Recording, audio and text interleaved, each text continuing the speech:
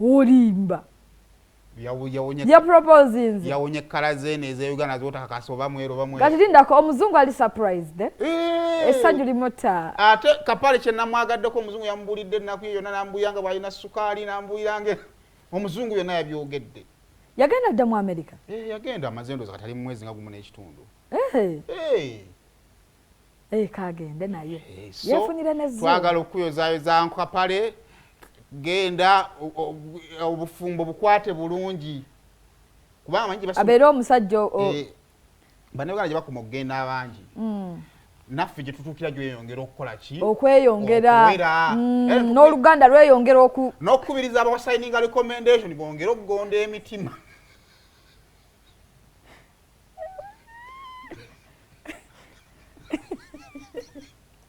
Waki recommendation zebulaali mu America tebazisayininga ko batunyiya musenyu umusenyu tebakunyega emboozi eyo ali zinabyogerako ewa botabyogera ovaako ki nze anayo ndeka sijja fana bigambo nvunde mangu ogenda Dubai kubera omanyi si wangu odatowe buli omusana wikemu angenda kawo Saudi Arabia ngenda ko Bungereza kozi jwa badde kata tusigale ku kino andira kyangu nnyo ekyo ekyekata kati genda mu nnyonyi ya ssaawa 8 eriwo eyo 8 8 n'okwambuka okwambuka 8 okwambuka awo UK Canada nde wa CDC FCC CTK kutya tubadde tuki nange nalabidda tubadde ku MC Kapale yewangulidde ekijujulu munnaye kito kiti kitiba butibi asibi basuze ku TikTok nga benywegera okufaako obufi atawe ntegenda kizungu kimagala yamufunye mangu oba yamufuna akyali bwana gukikutagisa banga kyogwa mukwana nze dia kabanga kagenderera nno nze ndi waddakiika olimba naye ku basajja tekyewuunyisa yange eri kumpi fe abasikazi tuyiga buyizi okwagala naye nalebambye ekizungu nami naki kyamwagadde abazungu baagala nnyo omwami nga munene ng'olina omukwano gwe ba n'omukwano gwo sirika sooka otuwe Kapale nga engagement ya Kapale Kapale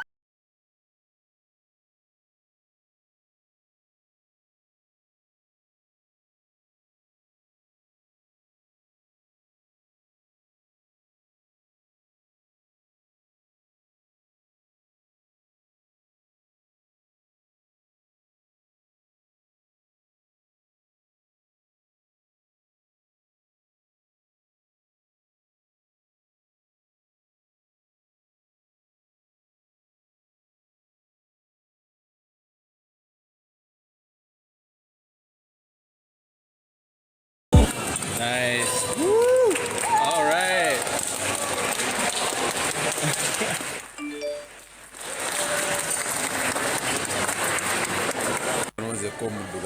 It's my first time. It's my first time. It's my first time. Just know that I'm booked. I'm taking. Thank you, MC Doribo. Thank you, everyone. Just an engagement ring. Mukolo gwanga 17 November. This I was just engaging her. She's here, beautiful woman with blue eyes. Blue eyes. Yeah. Oluzungu si kikulu gobereyo n'oluzungu olwakabi nze kambeere eno ne mukyala wa Kapale kimala kijja kumala naye mimwe ginakutuusa wiikendi kitansana myuka tansana nkaddiye emimwa kandalwa wansi naye byali basonyiwa bantu mmwe ogamba tukoze bubi nnyo tubayiseeko nnyo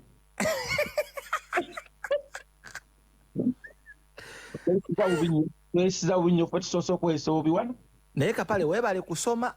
You can speak English the whole day. I like that. oluzungu luntawaanya naye boyi ngenda ndukanika kati mugala gingenda nvaayo kati ngenda nzira kukuba oluzungu Kapale ozzeemu n'okwambala ku ssaati enjeru. Funny is enough. Yeah. Funny or esse? Anti enough funny esse. Kapale wakebeza. Byonna birikirya naawe ishiya leka naawe. Uganda nali nyambala obupiira bwange ayo industry nagijjamu njimanyi nalaba bapadde bitama nga bakogga. Owaye yolagayo wa togendayo ndabayo. Wakati nno naye Kapale ozidde olaba osanga enviiri za dola kikumpi 10. 10 kyokka $250 zibaataddemu. Mwogo omutwe. Kala soose ku mbaga emikolo nze badde nsasula $dola zonna apate tokota commodity awo baby. $dola zonna zibaawo. Temedde nga tunamuna bakuva waka. Tojjaayo ssente abantu si bangu zaayo. And that's such a blessing to have a man that, you know, makes wise decisions. And I also love about him that he's, you know, was willing to recover his health even after everything he's suffered in life. A lot of times when people are suffering, it's hard for them to accept their healing. And he was able to accept his healing. He's so how are you going to heal him up? Since he lost his parents, he's an orphan, total orphan. How are you going to heal him up? He's already healed. He's already. What kind of question are you asking? Look at him. Because you are an orphan. Now we're working on the inside. You know, the sugar is gone. His diabetes is gone. He's not drinking, and that's making him much healthier. And I like that. One more time for the Lord. The inside, pain of the past, and to do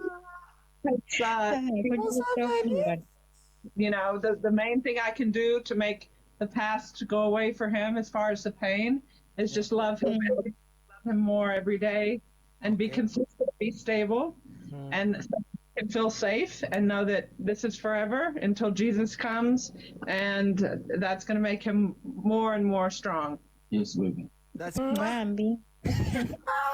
Mulekwa. Okay. Kapale, as an orphan, what do you have to tell the public? An orphan. I don't care.